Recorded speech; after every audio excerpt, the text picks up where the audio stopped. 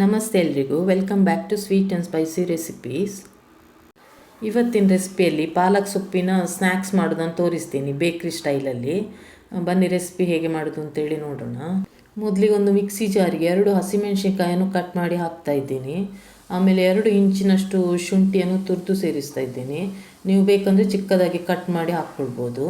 ನಂತರ ಅರ್ಧ ಕಟ್ಟು ಪಾಲಕ್ ಸೊಪ್ಪನ್ನು ತೊಳೆದು ಸೊಪ್ಪು ಮಾತ್ರ ನಾನು ಸೇರಿಸ್ತಾ ಇದ್ದೀನಿ, ದಂಟು ಹಾಕ್ತಾ ಇಲ್ಲ.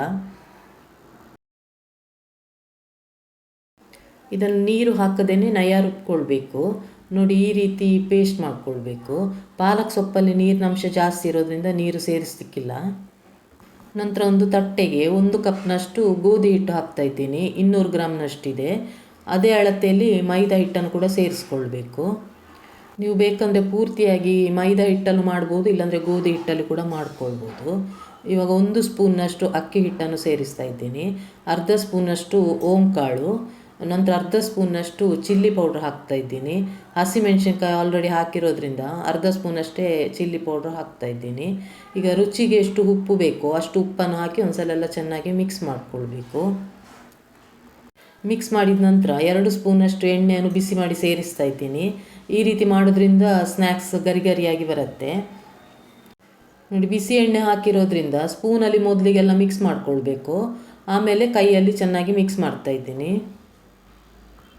ಎಣ್ಣೆ ಪೂರ್ತಿಯಾಗಿ ಗೋಧಿ ಹಿಟ್ಟಲ್ಲಿ ಮಿಕ್ಸ್ ಆಗಬೇಕು, ಅಲ್ಲಿ ತನಕ ಚೆನ್ನಾಗಿ ಮಿಕ್ಸ್ ಮಾಡ್ಕೊಳ್ಳಿ. ನಂತರ ರುಬ್ಬಿಟ್ಟ ಪಾಲಕ್ ಸೊಪ್ಪಿನ ಪೇಸ್ಟನ್ನು ಸೇರಿಸ್ಕೊಳ್ಬೇಕು. ಸೇರಿಸಿದ ನಂತರ ಒಂದ್ಸಲ ಎಲ್ಲ ಮಿಕ್ಸ್ ಮಾಡ್ಕೊಳ್ಳಿ. ನೀರು ಬೇಕಂದರೆ ನಂತರ ನೋಡಿಕೊಂಡು ಸೇರಿಸ್ಕೊಳ್ಬೋದು. ನೋಡಿ, ಪಾಲಕ್ ಪೇಸ್ಟನ್ನೆಲ್ಲ ಮಿಕ್ಸ್ ಮಾಡಿದ್ದೀನಿ. ಇವಾಗ ಸ್ವಲ್ಪ ಸ್ವಲ್ಪವೇ ನೀರು ಹಾಕಿ ಮಿಕ್ಸ್ ಮಾಡ್ತಾ ಇದ್ದೀನಿ.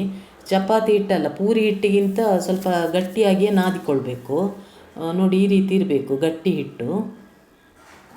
ಈ ರೀತಿ ಹಿಟ್ಟು ರೆಡಿ ಮಾಡಿದರೆ ಮಾತ್ರ ಸ್ನ್ಯಾಕ್ಸ್ ಕ್ರಿಸ್ಪಿಯಾಗಿ ಬರುತ್ತೆ.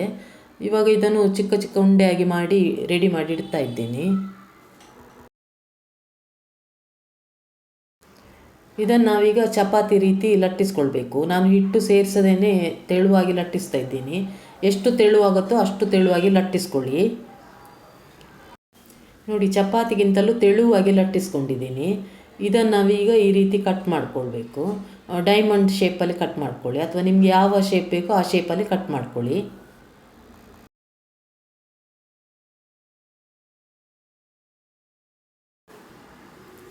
ನೋಡಿ ಎಷ್ಟು ತೆಳುವಾಗಿದೆ ಅಂತೇಳಿ. ಈ ರೀತಿ ತೆಳುವಾಗಿದ್ದರೆ ಕ್ರಿಸ್ಪಿಯಾಗಿ ಬರುತ್ತೆ ಸ್ನ್ಯಾಕ್ಸ್ ಮಾಡಿದರೆ. ಈಗ ಎಲ್ಲ ಒಂದು ಸಲ ತೆಗೆದು ಒಂದು ಪ್ಲೇಟಿಗೆ ಹಾಕಿ ರೆಡಿ ಮಾಡಿ ಇಟ್ಕೊಳ್ಬೇಕು.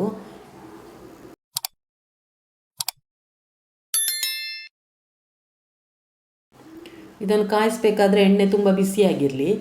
ಕಾದ ಎಣ್ಣೆಲೆ ಹಾಕ್ತಾ ಇದ್ದೀನಿ. ನೋಡಿ, ಇದನ್ನು ಇವಾಗ ಕಡಿಮೆ ಉರಿಯಲ್ಲಿ ಇಟ್ಕೊಂಡು ಕ್ರಿಸ್ಪಿ ಆಗೋ ತನಕ ಫ್ರೈ ಮಾಡ್ಕೊಳ್ಬೇಕು. ಉರಿ ಮಾತ್ರ ಕಡಿಮೆಯಲ್ಲಿ ಇಟ್ಕೊಂಡು ಫ್ರೈ ಮಾಡ್ಕೊಳ್ಳಿ, ಇಲ್ಲಾಂದರೆ ತಣ್ಣದ ನಂತರ ಅದು ಸಾಫ್ಟ್ ಆಗುತ್ತೆ. ನೀವು ಎಷ್ಟು ತೆಳು ಆಗುತ್ತೋ ಅಷ್ಟು ತೆಳು ಮಾಡಿಕೊಂಡ್ರೆ ಬೇಗನೆ ಕ್ರಿಸ್ಪಿ ಆಗುತ್ತೆ. ನೋಡಿ, ಇವಾಗ ಇದಾಗಿದೆ, ತೆಗಿತಾ ಇದ್ದೀನಿ.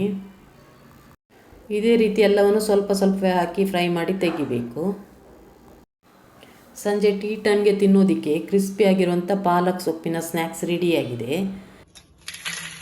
ಪಾಲಕ್ ಸೊಪ್ಪಿದ್ರೆ ಒಮ್ಮೆ ಈ ರೀತಿ ಟ್ರೈ ಮಾಡಿ ನೋಡಿ, ತುಂಬಾ ಟೇಸ್ಟಿಯಾಗಿದೆ. ನೋಡಿ, ಒಂದು ಕಟ್ ಮಾಡಿ ತೋರಿಸ್ತೀನಿ.